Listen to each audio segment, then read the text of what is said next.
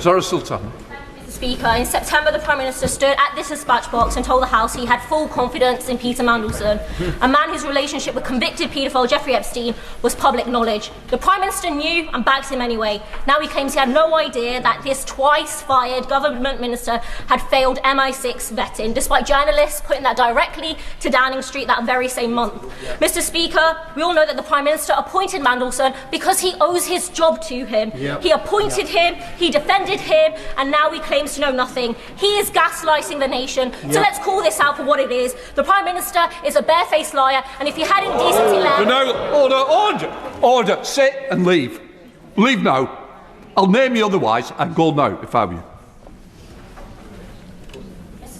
Leave. I'm not. Leave. I've no name. I've given the option to leave. I'd leave if I were you very quickly. Move before I read it and give me one option. Right, give me that. You have no duties. It's my duty to carry out and control this House. One chance. Do you want to leave now or not? Right. I name Zara Sultana. Minister, I beg to move that the name, the said member, be suspended from the House. Mr. Speaker, call Jane Kitchen. Jane Kitchen. I beg to move that Zara Sultana be suspended from the service of the House. The question is that Zara Sultana be named and leave this House. All those in favour? Aye. Leave. I'm sorry you've done this. I really am. This was no longer a normal questioning session. It was a moment of utter chaos at the heart of power. When Zara Sultana stood up and called the Prime Minister a blatant liar, the entire Parliament erupted. But the shocking part wasn't just the words, but the reaction that followed.